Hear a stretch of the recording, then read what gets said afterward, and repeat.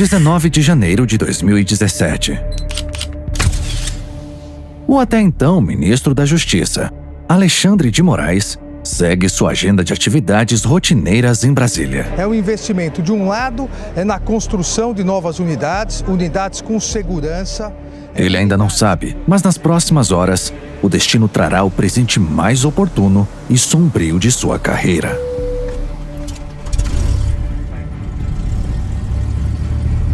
Um jatinho executivo decola do Campo de Marte, em São Paulo, com destino ao litoral do Rio de Janeiro. O clima é instável, mas nada que preocupe um piloto com mais de 7.000 horas de voo. A decolagem está aprovada. A aeronave não apresenta qualquer falha técnica, mas, ao se aproximar de Paraty, o trem de pouso é baixado. Os alertas da aeronave são acionados. O avião está a 82 metros de altura, numa velocidade de 222 km por hora. O piloto decide fazer uma tentativa de pouso forçado, mas algo dá errado. Esse avião fazia, que eu falo pra vocês, ele estava fazendo uma curva. Fazia uma curva. Aí quando ele fez assim, ele... Às 13 horas e 57 minutos, o avião atinge a água. Nenhuma das 5 pessoas a bordo sobrevive. Uma delas está em posse de documentos capazes de colocar políticos, empresários e até presidentes atrás das grades. Ministro do STF, Teori Zavascki. O corpo do ministro Teori Zavascki foi resgatado de dentro do avião que caiu no litoral de Paraty. Mas é absolutamente necessário que o acidente seja investigado. Às vésperas de homologar delações capazes de implodir o sistema político, a morte de Teori deixou uma cadeira vazia. E embora ninguém soubesse, ela já tinha dono. O responsável pelo funeral da liberdade no Brasil. Declaro empossado no cargo de ministro do Supremo Tribunal Federal, Sua Excelência, o senhor ministro Alexandre de Moraes.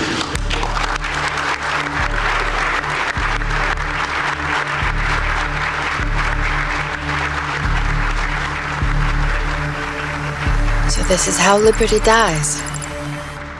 With thunderous applause.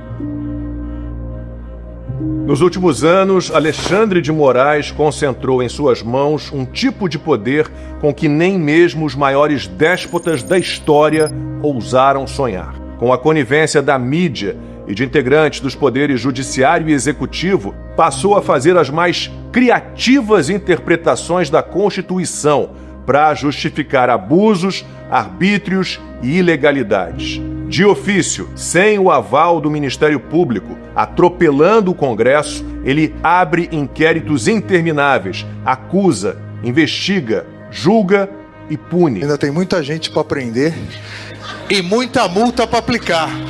Com esse poder, ele não apenas derrubou perfis, derrubou redes sociais inteiras, calou opositores e usou a Polícia Federal como um braço pessoal de repressão, perseguindo jornalistas sem acusação formal pelo terrível crime de falar demais.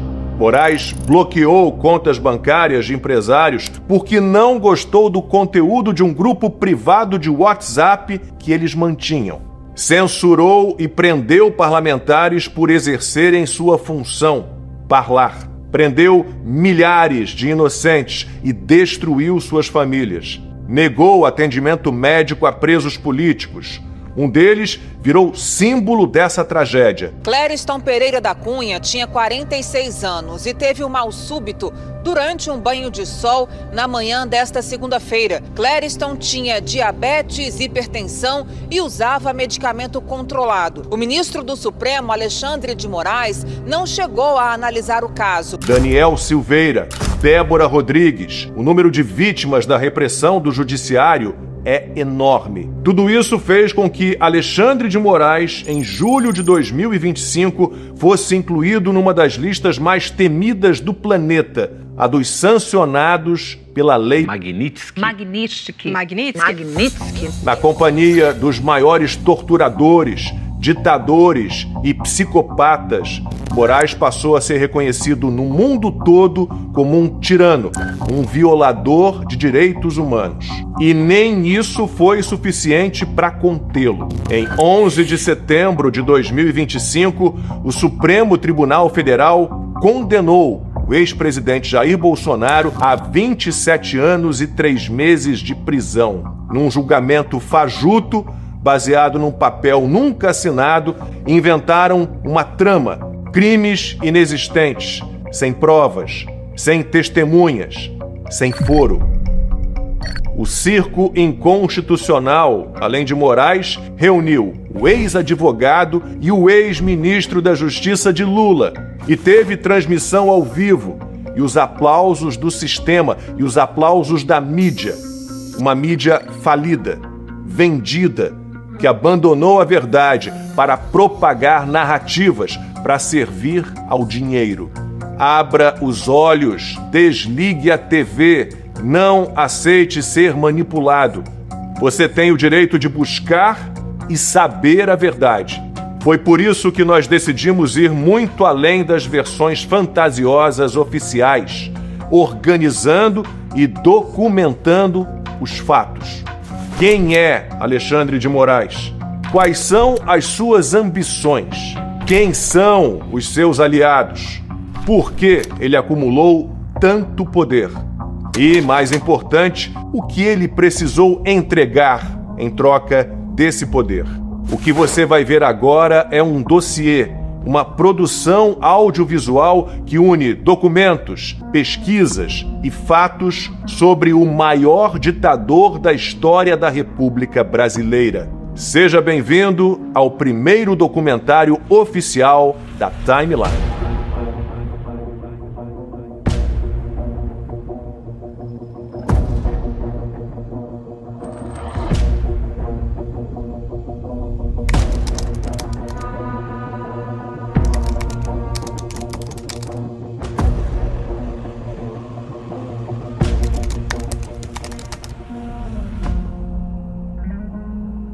É 13 de dezembro de 1968. Sob o regime militar, a economia brasileira começa a crescer, mas o preço é a liberdade. Insatisfeitos, brasileiros se opõem ao regime. Greves em fábricas, confrontos em universidades, protestos. Tudo indica que algo grande está para acontecer. Ninguém sabe o que será, mas todos podem sentir. E então, acontece. Após ter ouvido os membros do Conselho de Segurança Nacional, resolveu baixar um ato institucional que tem como finalidade fundamental preservar a Revolução de Março de 1964, a fim de que possamos, saneando esse clima de intranquilidade que gera a desconfiança, o desconforto e procura de qualquer forma atingir o regime que precisamos defender, baixar um ato institucional. Naquela sexta-feira, foi publicado o Ato Institucional número 5, um decreto que consolidaria o regime militar pela próxima década. Ninguém sabia ainda, mas, naquela mesma noite, em uma maternidade da cidade de São Paulo,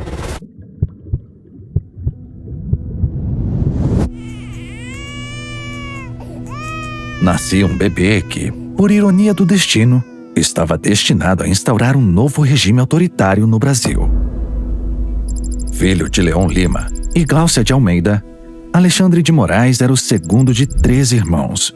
Pouco se sabe sobre o ambiente familiar em que foi criado, Mas observando suas ações em frente ao poder, é possível concluir que algo na infância o fez crescer com uma personalidade diferente.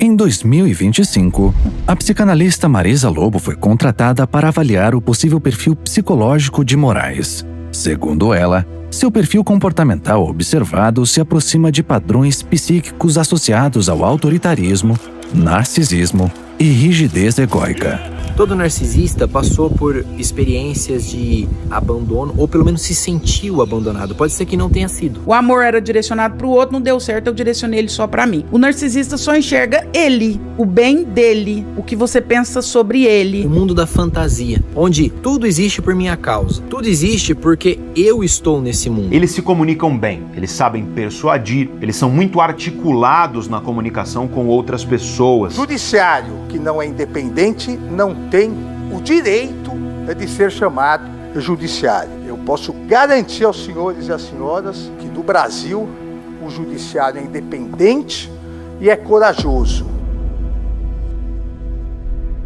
Imagine que este é você, um estudante do curso de Direito da USP. Você é um dentre 50 alunos daquela turma. Você não faz ideia, mas 3 dos seus colegas têm algo diferente por dentro.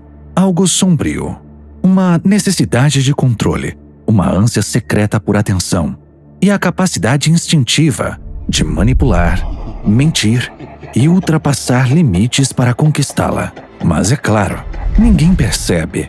Afinal, eles são pessoas inteligentes, carismáticos, confiantes, sempre sabem o que dizer de forma eloquente. Mesmo sem comprovação ou diagnóstico clínico, segundo análises de especialistas em psicologia e psiquiatria, é plausível supor que Alexandre de Moraes era um dentre os 6% de psicopatas ou narcisistas que se formaram no curso de Direito da USP daquele ano. Mas esse era apenas o primeiro degrau de uma carreira movida por ambição. Ainda jovem, percebeu que cada novo diploma representava mais do que conhecimento. Era prestígio, era status. Então mergulhou em especializações, mas ainda faltava algo. Moraes queria poder. No início da década de 90, com apenas 23 anos, passou em primeiro lugar no concurso para o Ministério Público de São Paulo. Era seu primeiro cargo de comando. Como promotor de justiça, tinha agora em suas mãos o poder de acusar, fiscalizar e destruir reputações. Ao longo de uma década, construiu a reputação de xerifão, centralizador, autoritário e intolerante. Não era um operador da lei comum, era o personagem perfeito para o sistema, o carrasco. Exatamente para aplicar o que a Constituição determina, o que a lei determina, e é isso que eu vou fazer, então, secretário, aplicar a lei. Então não tem acordo. Como promotor, ele bebe de uma fonte viciante. Sente o gosto embriagante de punir, de dobrar vontades, de calar e intimidar. Mas sua ambição não tinha limites. E se quisesse adentrar nas verdadeiras estruturas de poder, teria de se tornar um deles, um político. Mas ninguém entra nesse clube sem alguém para abrir a porta. É preciso um padrinho. E Moraes conseguiu o cara certo. E trabalho, competência, honestidade no estado de São Paulo tem nome. O nome é o governador Geraldo Alckmin. Esse grande líder.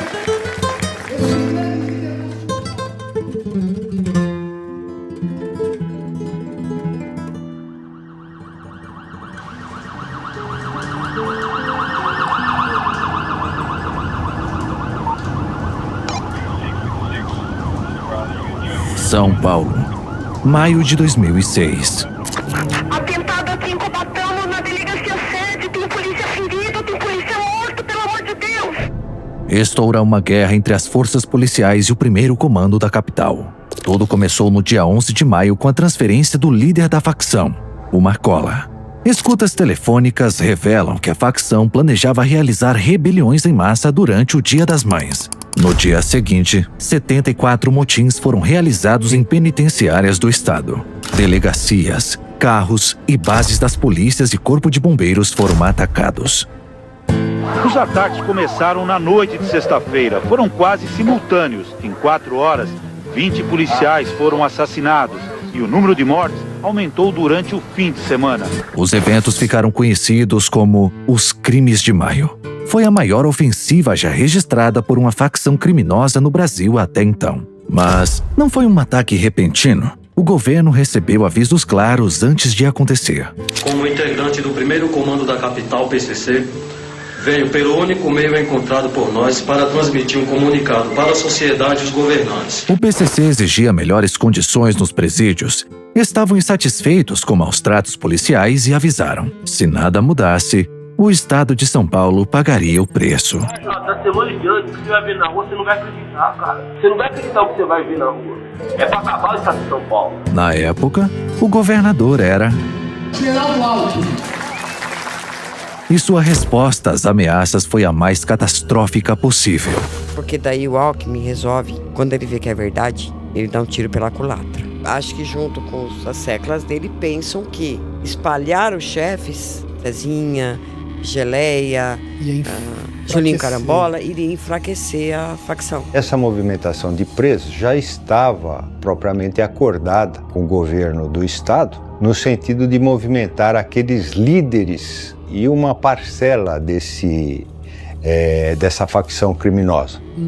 Julinho Carambola chega em Mato Grosso, já distribui lá o estatuto do PCC, já todo mundo vira PCC no Mato Grosso. Geleia no Rio de Janeiro, já conhece Fernandinho Beiramar, já se juntam ali numa aliança. Descobrem isso, mandam o Geleia junto com o Cezinha lá pro Paraná. E claro que isso causou uma revolta no espírito desses indivíduos. O diretor, ele tem escola pra casa dele, você não tem.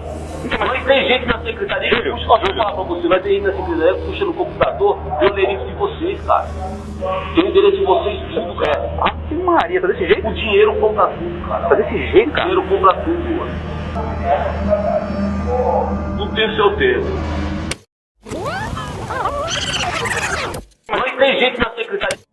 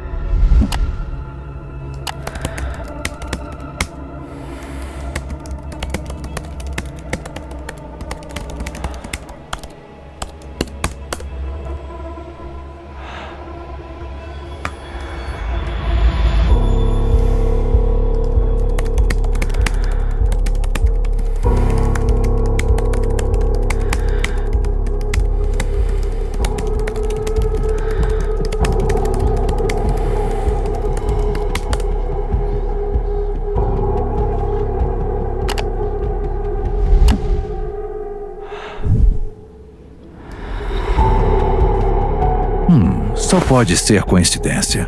Durante os ataques mais brutais já registrados de uma facção no Brasil, um dos bandidos admite ter gente na secretaria na mesma época em que o secretário era ele, Alexandre de Moraes. Isso não prova nada. Não é como se Moraes tivesse relação com o primeiro comando da capital. Mas por que então ele estava sempre por perto? Veja bem, o arquétipo linha dura que apresentou durante a promotoria foi o que levou Alexandre a se tornar homem de confiança de Alckmin. Apadrinhado pelo governador, começou pela secretaria e rapidamente ganhou espaço nas estruturas do Estado, o mesmo Estado que encerrou os crimes de maio, fazendo acordos com o PCC.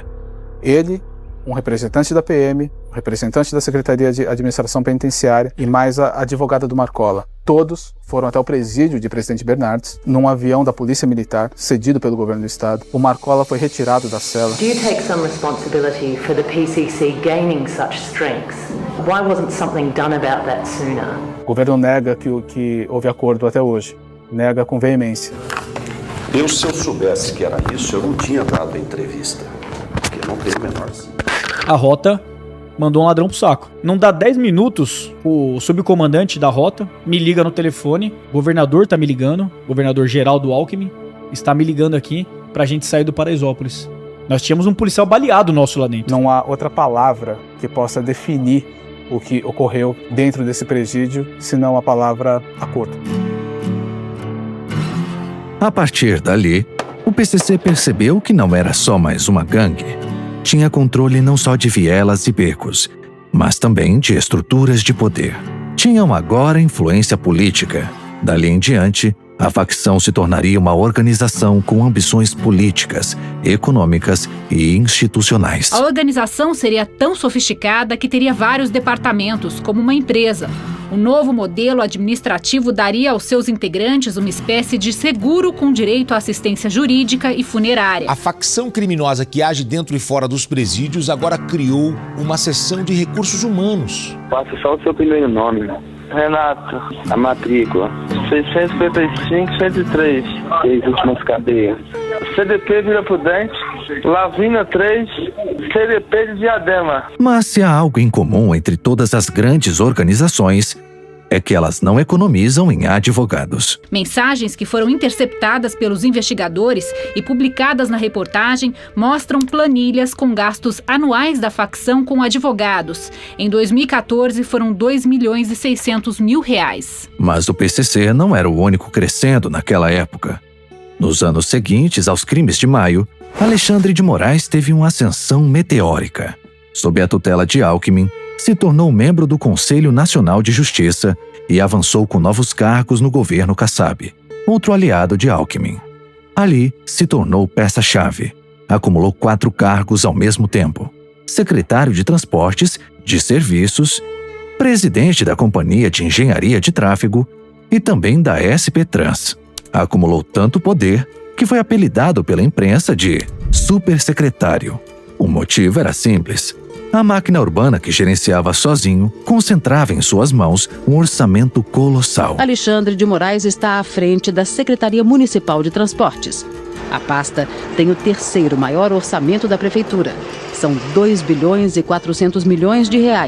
Alexandre acumulava cada vez mais poder no setor de transportes de São Paulo. Mas então, de repente, por algum motivo, ele larga tudo. Abandona uma trajetória meteórica no poder público para abrir um escritório de advocacia na iniciativa privada. Deixa para trás prestígio, influência e poder. Mas por que alguém faria isso? Não é o que se espera de um indivíduo ambicioso, a não ser que tivesse enxergado uma oportunidade ainda maior.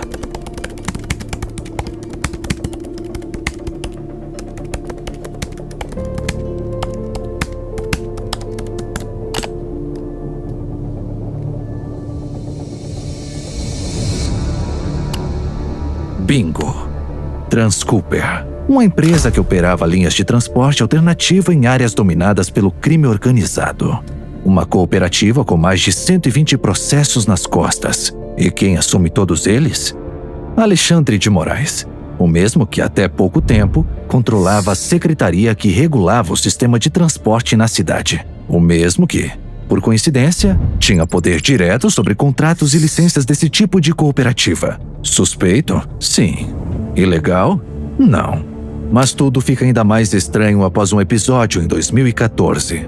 No dia 12 de março, uma operação do Departamento de Investigações Criminais intercepta uma reunião secreta na garagem da Transcooper. Entre os participantes estão milicianos condenados por tráfico, integrantes do PCC conhecidos pela polícia e até mesmo Luiz Moura, ex-foragido da polícia e deputado do PT. O deputado participou de reunião onde estavam 13 integrantes do PCC. A Polícia Civil realizou uma operação na sede da cooperativa e deteve 40 pessoas. Aquela foi a primeira peça de um dominó que resultaria na abertura de um inquérito escandaloso. No setor de transportes, a Polícia Civil descobriu que o primeiro comando da capital, PCC, estaria usando frotas de ônibus em nomes de laranjas para lavar o dinheiro do narcotráfico. Alexandre de Moraes não quis dar entrevista. Eis a linha do tempo. Final de 2010. Moraes abandona seus cargos políticos na Secretaria Municipal de Transportes. Janeiro de 2011. Ele inaugura seu escritório de advocacia e é imediatamente contratado para assumir a defesa da Transcooper. Meados de 2014. A cooperativa começa a ser investigada por envolvimento direto com o PCC. E 1º de janeiro de 2015. Moraes volta para a política como secretário da Segurança Pública, já com seu escritório de advocacia fechado. É claro, não há evidências de que ele tenha participado diretamente de atividades ilegais da Transcooper. Mas é aquele velho ditado: tem bico de pato, penas de pato, pés de pato, mas diz que não é um pato. Porque imagine o seguinte: você é um executivo bem-sucedido, está ascendendo rápido na carreira corporativa. Em poucos anos, se tornou vice-presidente de uma grande corporação. Mas, sem qualquer motivo aparente, você decide largar tudo. Abandona sua posição de prestígio para se tornar um faxineiro de um bar. Sua função é limpar a sujeira. Então, é claro, você precisa conhecer o estabelecimento o suficiente para saber onde a sujeira está. Mas, certo dia, a polícia faz uma batida no local e, nos fundos, descobre uma sofisticada operação de tráfico de drogas. O bar era uma fachada. Você diz estar surpreso, diz que não sabia de nada. Afinal, é apenas o faxineiro. E o mais estranho, logo depois, decide encerrar sua breve carreira na faxina para imediatamente voltar ao cargo de executivo que, por algum motivo, ainda estava lá te esperando voltar. Mas o hábito de jogar a sujeira daquele bar para debaixo do tapete te acompanha pelo resto da vida. O ministro do Supremo, Alexandre de Moraes, manteve o sigilo do relatório produzido pela BIM, cujo conteúdo teria tentado ligar o magistrado ao PCC. Se olharmos no passado não tão distante, o PT também tentou ligar Alexandre de Moraes ao PCC. Existe um tweet que já foi apagado pelo partido que diz o seguinte: #ministro golpista, Alexandre de Moraes advogou para o PCC e maquiou dados de letalidade policial. Veja aqui. De alguma forma, a reputação de Moraes sempre sai intacta. As coincidências se acumulam, mas as denúncias evaporam, inclusive aquelas feitas pelo PT, que um dia foi seu inimigo declarado. Mas hoje, apaga os rastros e muda de postura pela conveniência dos conchavos. E são justamente esses conchavos que catapultam Moraes rumo ao poder absoluto após um episódio inesperado. Tudo começa com uma invasão, um celular hackeado e um segredo que jamais deveria ter sido descoberto.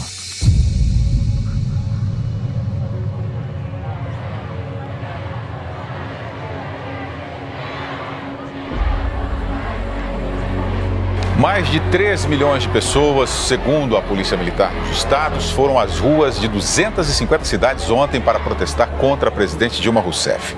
Abril de 2016. O Brasil vive uma grande crise política. Dilma Rousseff está prestes a enfrentar um processo de impeachment no Congresso. Após anos de escândalos de corrupção que conduziram o país à recessão econômica, a gota d'água se deu com a descoberta de pedaladas fiscais. Manobras ilegais para maquiar o rombo nas contas públicas. As manifestações a favor do impeachment e contra a corrupção, o PT e o ex-presidente Lula foram o maior ato político da história do Brasil. Encheram de verde e amarelo as ruas de todas as capitais e do Distrito Federal. Deputado Jair Bolsonaro do PSC, pela família e pela inocência das crianças em sala de aula que o PT nunca teve. Contra o comunismo, pela nossa liberdade, contra o Foro de São Paulo, pela memória do coronel Carlos Alberto Brilhante Ustra, o pavor de Dilma Rousseff. Como vota, deputado? Pelo Exército de Caxias, pelas nossas Forças Armadas, por um Brasil acima de tudo e por Deus acima de todos, o meu voto é sim. O que ninguém imaginava é que nos bastidores, a semente de uma crise muito pior estava sendo plantada.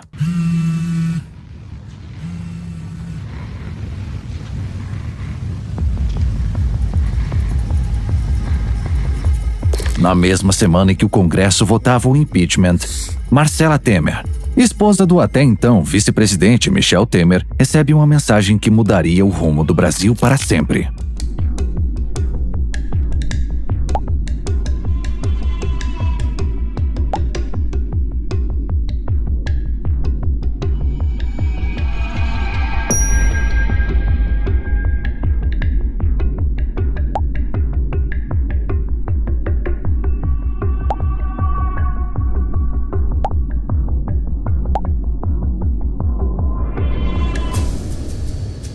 oficial. A mulher do vice-presidente está sendo chantageada. De alguma forma, o chantagista tem acesso não somente a fotos íntimas, mas também a arquivos, conversas pessoais e contatos. Algo que poderia ser catastrófico para a imagem de Michel Temer às vésperas de assumir o mais alto cargo da República. Mas ele tem um plano.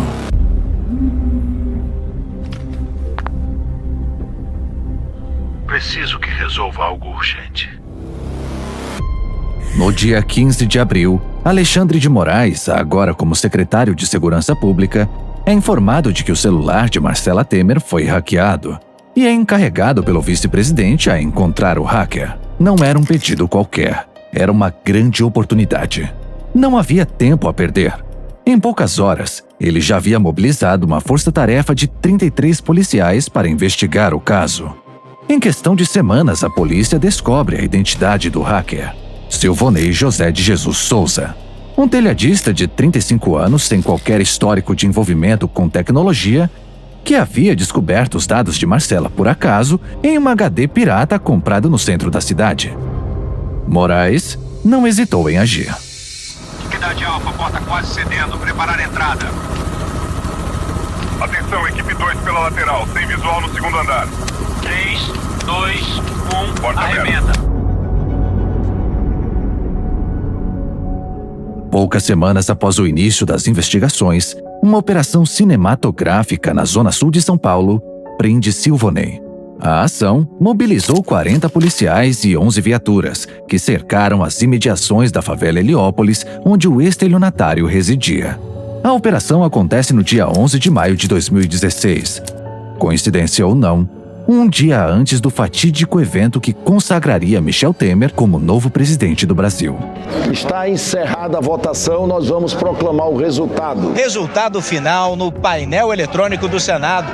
Com 61 votos sim e 20 não, está cassado o mandato da presidente Dilma Rousseff. Condenada à perda do cargo de presidente da República Federativa do Brasil. Temer assume a cadeira, e a primeira coisa que faz como presidente é demonstrar gratidão. Nomeado ministro da Justiça, Alexandre passa agora a comandar toda a máquina federal de segurança pública. Controla a Polícia Federal, decide quem será punido e quem será protegido. A aliança com Temer marcava mais do que uma escalada exponencial de poder para Moraes. É o início da transformação de um operador político para um soldado obediente ao sistema.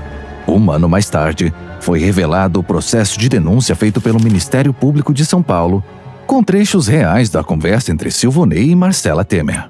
Achei que esse vídeo joga o nome de vosso marido na lama. Quando você disse que ele tem um marqueteiro que faz a parte baixo nível, pensei em ganhar algum com isso. Quer negociar o que comigo? Isso é montagem. E aí, vai fazer o quê? Quer me encontrar? Sabe que não é montagem, não tem cortes. Bandido, criminoso, minha vida é limpa e basta. Montagem, é montagem. Não tenho medo de você. A chantagem contra Marcela nunca foi sobre fotos íntimas. Era sobre um áudio comprometedor em que ela admite práticas baixo nível de Michel. A operação bem-sucedida conduzida por Alexandre de Moraes abafou o caso. Foi o suficiente para demonstrar sua utilidade ao sistema, mas não o suficiente para livrar Temer do que acontecia em Curitiba naquele momento.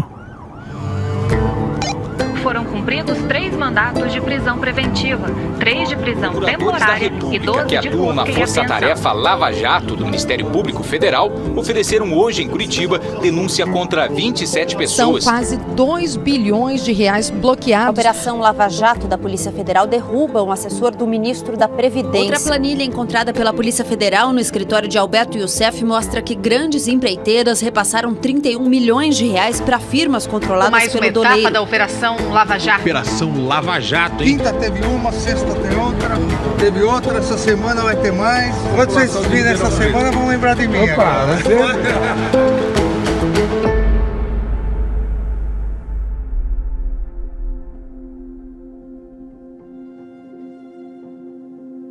Tudo começou em março de 2014, durante uma pequena investigação contra doleiros do Paraná. O esquema funcionava num posto de gasolina em Brasília. Ali se lavava de tudo. Na lavanderia, roupas. No lava-jato, carros. E na casa de câmbio dos fundos, é claro, dinheiro. Era um daqueles casos que começam como nota de rodapé de jornal local, mas aos poucos vai tomando proporções nacionais. O que a Polícia Federal encontrou ali era a ponta de um iceberg. Um rastro de propina que conectava empreiteiras, políticos e diretores da Petrobras a um esquema bilionário.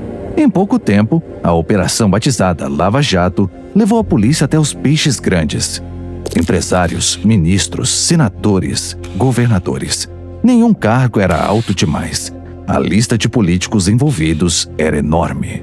Enquanto isso, em Brasília, após o impeachment de Dilma, o PMDB de Michel Temer e o PSDB de Alckmin, que até então se colocavam como rivais, decidiram se juntar. A aliança não era só conveniência, era também autoproteção, porque quando as delações começam a acontecer, os esqueletos no armário ameaçam demolir a casa inteira. Ele me pediu 30 milhões de doação. Propinas pagas pela Odebrecht para agentes Quando públicos. Que surgiu esse assunto de propina aí para o senhor e o senador Renan? O PSDB entrou oficialmente na base aliada de Temer, ocupando ministérios e cargos. José Serra foi nomeado chanceler. Aloísio Nunes, Relações Exteriores. E Alexandre de Moraes parecia desempenhar um papel estratégico. Era o elo entre os dois blocos políticos. Ele era útil ao propósito que unia o PSDB e o PMDB. Ele já foi chamado pela imprensa de o Pitbull de Temer e até de Robocop nas redes sociais. Comandar o Ministério da Justiça significava controlar a Polícia Federal, justamente aquela encarregada da Lava Jato. O novo ministro assume um papel fundamental no prosseguimento da Operação Lava Jato. Apesar de autônoma, a Polícia Federal é subordinada ao Ministério da Justiça. O real problema fica evidente logo no início do mandato, quando Alexandre deixa a vaidade escapar e faz uma declaração polêmica. Pode chegar é apoio total à Lava Jato. Tanto que falam e que você vê. Sexta teve, quinta teve uma, sexta tem outra, teve outra, essa semana vai ter mais. Coisa boa, coisa boa, coisa boa. Confiamos no senhor. Confiamos no senhor. Vocês vão ver, pode ver Estamos essa unidos e semana. mobilizados, tá? Unidos e mobilizados. Quando vocês virem essa semana, vão lembrar de mim.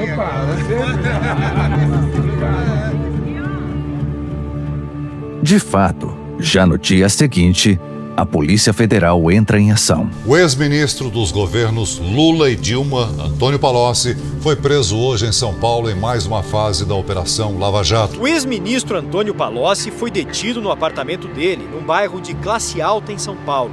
Os agentes também fizeram apreensões na residência do petista. Era o ministro da Justiça, antecipando uma operação sigilosa da Polícia Federal para ganhar capital político. Pela primeira vez, ele sai enfraquecido do episódio. Aquilo escancarou a parcialidade de Moraes e levantou um questionamento. Se ele era capaz de usar informações sigilosas da Lava Jato para ganhar capital político, por que não seria capaz de influenciar o curso da operação em favor dos seus aliados? Era o cão leal do sistema, o Pitbull de Temer, comandando a polícia responsável por uma mega operação que lidava com políticos de alto escalão. Não se engane. Temer também tinha esqueletos no armário. Muitos de seus aliados e ministros estavam envolvidos até o pescoço na Lava Jato. O dinheiro apreendido na Bahia, num apartamento ligado ao ex-ministro de Temer, Gedel Vieira Lima, já passa de 22,5 milhões de reais. O ministro dos governos Dilma e Temer, Henrique Eduardo Alves, foi preso hoje em Natal por corrupção e lavagem de dinheiro. Perto de completar 6 meses na prisão, Eduardo Cunha viu o processo contra ele andar rapidamente nas mãos do juiz Sérgio Moro. Sob vaias e gritos de protestos, Henrique Eduardo Alves foi levado de seu apartamento por agentes da Polícia Federal. Aos poucos, as delações conduziam a investigação até o atual presidente do Brasil. Aos procuradores, o delator Márcio Faria relata ter participado de um encontro em julho de 2010 no escritório de Michel Temer, em São Paulo. Nessa sala estava presente o Michel Temer, ele sentou na cabeceira, como se fosse aqui. Eu sentei aqui, Rogério aqui, do lado de lá, Eduardo Cunha, o deputado Henrique Eduardo Alves e o João Augusto mais atrás. O encontro seria para acertar o repasse de 5%, o equivalente a 125 milhões de reais, sobre o valor de um contrato firmado com a Odebrecht Engenharia Industrial. Temer citado, ministros próximos delatados. A blindagem política começava a trincar. Frear a Lava Jato estava se tornando prioridade número 1 para a casta política brasileira. E eles sabiam muito bem qual era o caminho para isso. A solução mais fácil era botar o Michel. Defenda só o Renan que tá contra essa porra. Um aborto. Eu não gosto do Michel, porque o Michel é Eduardo Cunha. Não esqueça o Eduardo Cunha, mas o Cunha tá morto, porra. Não, é um acordo. Botar o Michel. Um grande acordo nacional. Com o Supremo, com tudo, fazer todo mundo e parava tudo. E aí pra delimitar onde tá. Pronto. Parava tudo. Logo no início do governo Temer, um escândalo envolvendo o novo ministro do Planejamento revelou que o caminho para frear a Lava Jato era conseguir influência no Supremo Tribunal Federal. Em uma gravação vazada, Romero Jucá admite a estratégia. Ainda de acordo com o jornal, Jucá disse que caiu a ficha de líderes do PSDB sobre o potencial de danos que a Operação Lava Jato pode causar em vários partidos. Na gravação, ainda de acordo com o jornal, Jucá acrescentou que um eventual governo Michel Temer deveria construir um pacto nacional com o Supremo, com tudo. E Machado disse que aí parava tudo. Jucá disse que havia mantido conversas com ministros do Supremo, mas não citou os nomes. Jucá afirmou que poucos no STF aos quais não tem acesso, e um deles seria o ministro Teori Zavascki, a quem classificou de um cara fechado. Aquilo evidenciava duas coisas. A primeira é que o STF era o caminho para estancar a sangria. A segunda é que havia um desafio a ser superado. Um desafio chamado Teori Zavascki, ministro relator da Lava Jato no Supremo. Um dos poucos que não sorria para câmeras, não jantava com políticos e se recusava a ser chantageado. Com um perfil técnico e garantista, sua postura gerava respeito e temor. A casta política estava claramente desesperada com os avanços da Lava Jato. O problema é que o caminho para travar o processo passava por um homem que se recusava a negociar. 77 delações premiadas, mais de 200 políticos mencionados, governadores, senadores, ministros. A maior delação da história estava no colo de Teori Zavascki. Era uma corrida contra o tempo. De um lado, criminosos sem escrúpulos, dispostos a fazer de tudo para enterrar a operação. Do outro, um juiz metódico, disposto a avançar o processo até as últimas consequências. Uma bomba relógio estava armada e a contagem regressiva já tinha começado.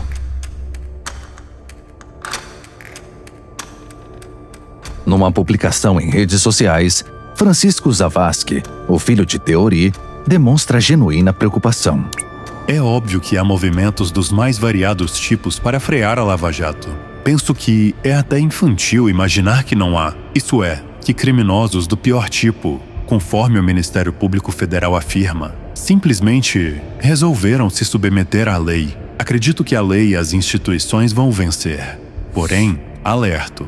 Se algo acontecer com alguém da minha família, vocês já sabem onde procurar. Teori sabia que estava correndo contra o tempo, então decidiu abrir mão das próprias férias para avançar os trabalhos da Lava Jato. Em dezembro de 2016, enquanto Brasília se esvaziava para o recesso de fim de ano, ele varava noites debruçado sobre pilhas de documentos. Milhares de páginas sobre delações transcritas, centenas de nomes, governadores, senadores, ex-presidentes. Não era só mais um caso jurídico, era uma missão de vida. Em 18 de janeiro, Teori se encontra com o procurador-geral Rodrigo Janot para discutir os últimos detalhes antes de homologar as delações. A bomba relógio estava prestes a eclodir, mas então...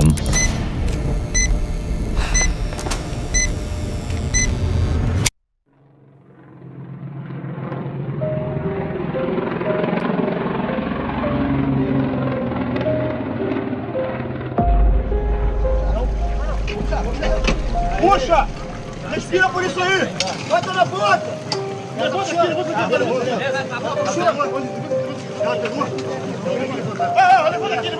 Puxa a corda agora, puxa a corda! Puxa a corda! Levanta aqui, ó. Vamos adiantar porque ela pagou, hein?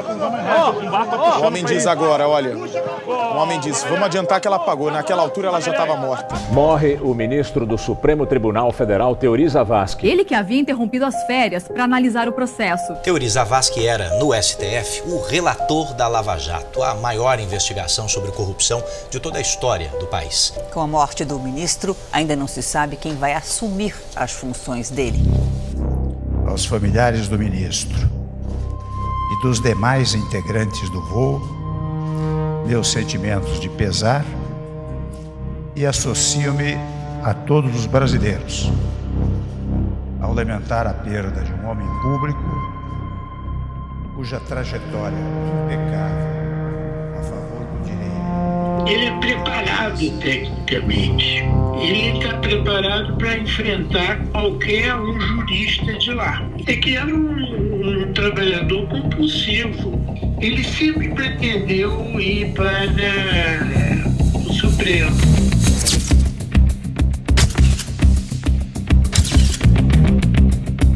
Foi tudo muito rápido, tudo muito estranho, tudo muito conveniente.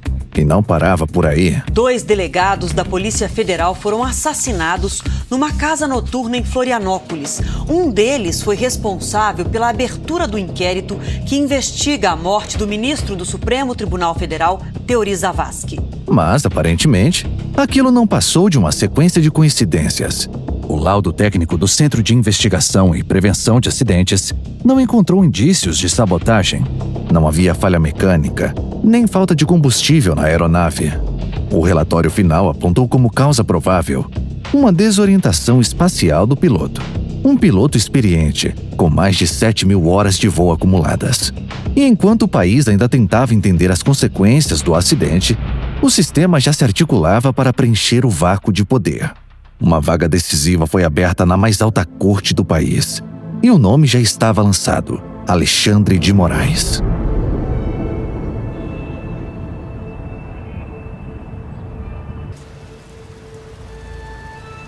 Em apenas 4 horas após a aprovação no Senado, o presidente Michel Temer nomeou hoje o jurista Alexandre de Moraes como ministro do Supremo Tribunal Federal. A nomeação de Alexandre de Moraes, que será revisor da Lava Jato no STF, foi contestada pelos senadores de oposição por causa da ligação do jurista com o governo federal.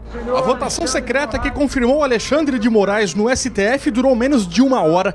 A senadora petista Gleisi Hoffmann foi a única a falar como representante da bancada de oposição contrária à indicação. Nós temos muita preocupação em relação à postura dele no Supremo, até porque o que nós observamos dele na ocupação de cargos que ele teve foi uma utilização partidária. Então isso nos preocupa bastante. Nós não precisamos de um Supremo mais partidarizado ainda. O senhor não se declarou impedido porque o senhor não pode. Porque eles indicaram o senhor justamente para o senhor ser revisor da Lava Jato. Temer indicou Alexandre de Moraes para a vaga de juiz no Supremo. Alexandre será o revisor dos processos da Lava Jato. Alexandre é ministro da Justiça de Temer. Temer citado 43 vezes em delação da Odebrecht na Lava Jato. Ministro tem foro privilegiado, só pode ser julgado pelo Supremo. Se Supremo, Senado, Temer e Alexandre levassem em conta a opinião do próprio Alexandre, ele não poderia ser ministro do Supremo. Há 7 anos, para se tornar doutor pela USP, Alexandre defendeu uma tese. Quem servisse a um presidente da República em cargo de confiança não poderia ser indicado para o Supremo pelo mesmo presidente. Isso para se evitar demonstração de gratidão política. Boa noite.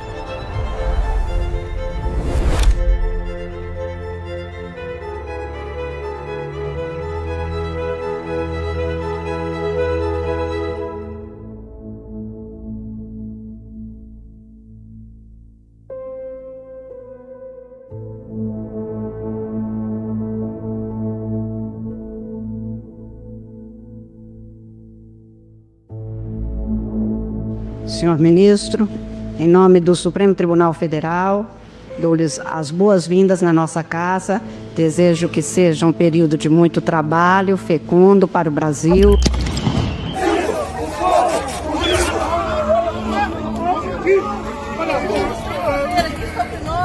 Para os cidadãos. Entrem nos ônibus e saiam em paz. O exército acatou a determinação do imperador Xandão Cabeça de Ovo e estamos aqui, sem saber para onde vão nos levar. Que seja um tempo muito bom e muito virtuoso para Vossa Excelência e para todo o tribunal, com a ajuda que com certeza será muito grande de sua parte.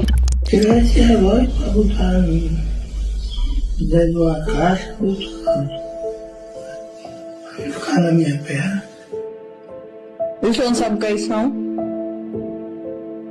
É um relógio? É, um relógio Tá certo. Vai tirar, viu? Tenha fé.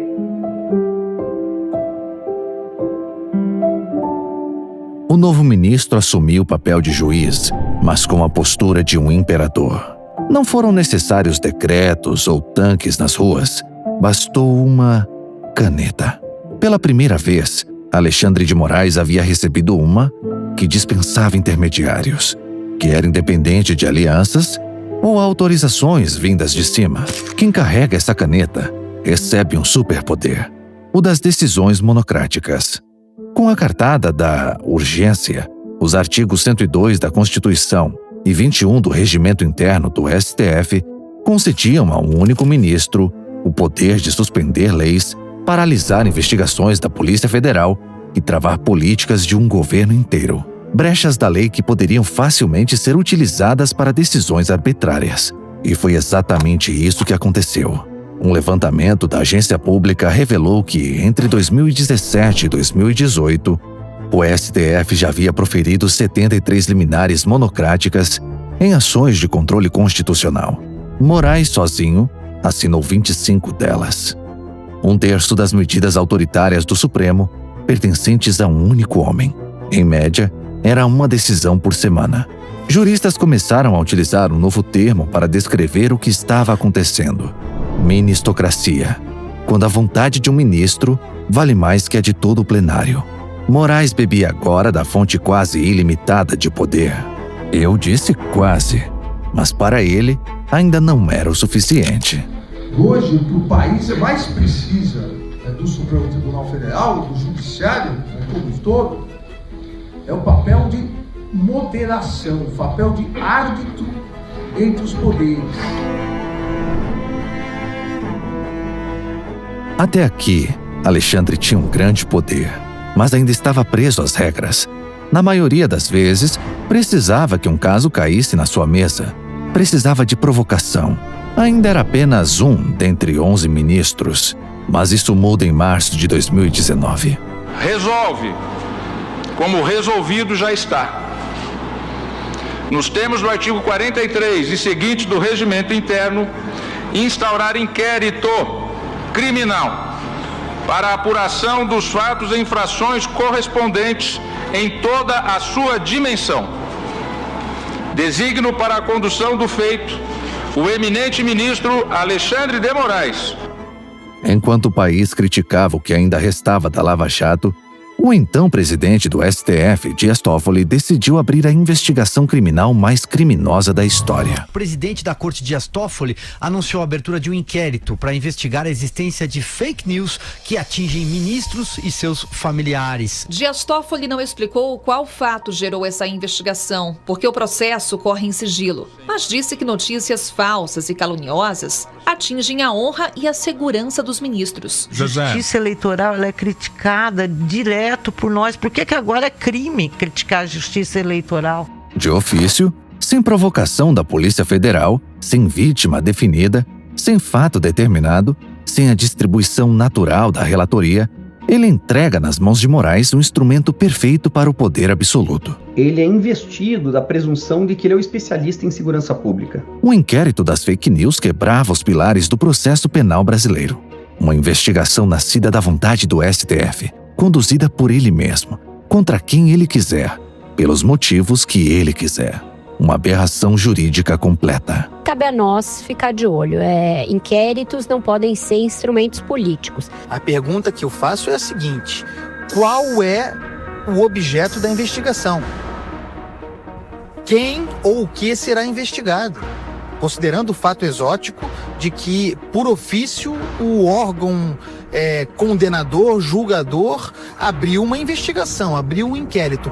Qual é o objeto? Sem essa resposta, as liberdades individuais ficam sob risco.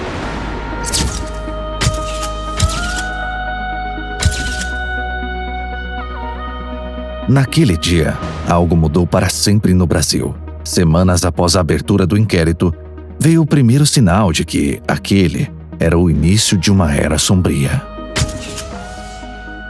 O amigo do amigo de meu pai. Este era o nome de uma reportagem que trazia à tona a relação entre o ministro Dias Toffoli e a Odebrecht, empreiteira protagonista da Lava Jato. Mas o cão leal do sistema estava de prontidão para agir em sua defesa. Alexandre não pediu esclarecimentos, não contestou fatos, simplesmente determinou que tirassem do ar a reportagem de capa daquela edição da Cruzoé. Pela primeira vez em décadas, a censura havia voltado ao Brasil. E com ela, o medo. O ministro Alexandre de Moraes cancelou os passaportes e bloqueou as contas bancárias dos jornalistas Paulo Figueiredo e Rodrigo Constantino. O que ele tirou de mim não foi só o exercício da minha função, foi um valor inestimável, é toda a minha vida que está aí. Posso confirmar que o meu passaporte foi cancelado, que as minhas contas bancárias, inclusive na pessoa jurídica, estão congeladas. A Jovem Pan está desde a última segunda-feira sob censura instituída pelo Tribunal Superior Eleitoral. Seu canal do YouTube acabou de ser bloqueado no Brasil, igual o do Ryan. Sério? Aham. Os caras avisaram no chat aqui, não sei. Todo mundo que é contra o sistema vai preso por uma razão pífia tipo essa daí. Sim. E não tem como recorrer e chorar pra mãe.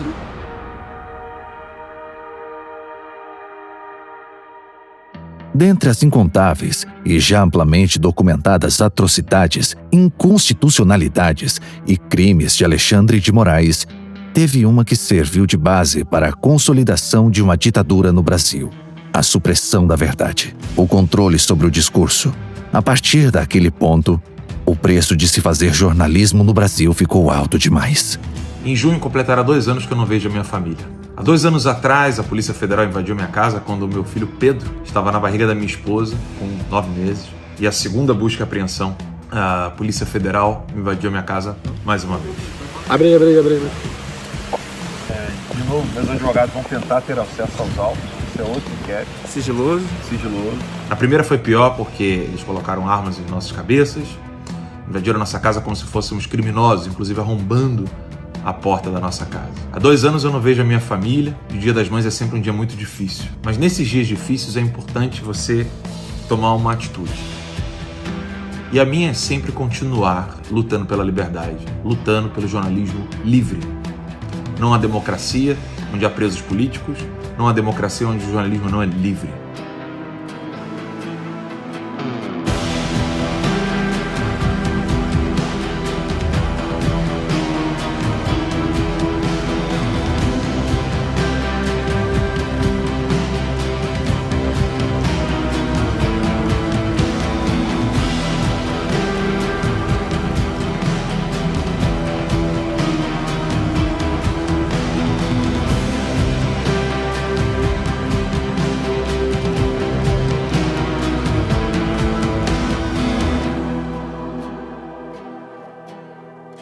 Esse documentário a que você acabou de assistir é o primeiro da Timeline. A nossa ideia, desde o início, era resgatar o verdadeiro jornalismo, trabalhar com os fatos, com a busca da verdade, com a curiosidade, com a desconfiança, com as perguntas. Infelizmente, grande parte da imprensa abriu mão disso tudo. A mídia de hoje não fala mais a verdade, não fala sequer aquilo que vê. E pior, ainda persegue os jornalistas que ousam falar a verdade, e é por isso que a Timeline está aqui nos Estados Unidos para que possamos ser livres e fazer um jornalismo que volta a falar aquilo que realmente está acontecendo. Resistir não é o suficiente. A Timeline também quer devolver a você aquela liberdade, aquela coragem e a honestidade que hoje, infelizmente, a mídia desistiu de entregar para você. Para ser independente, um veículo de comunicação não pode depender de verbas públicas, de governos, também não pode ter o rabo preso com patrocinadores poderosos que querem, por exemplo, interferir na linha editorial. Ou seja, a liberdade tem um preço. E este preço é a independência. Somente um jornalismo verdadeiramente independente pode trazer a você uma informação que não tem viés de interesses de terceiros. Não. E quem mais iria se importar com isso, senão você? E é para você que nós fizemos esse documentário.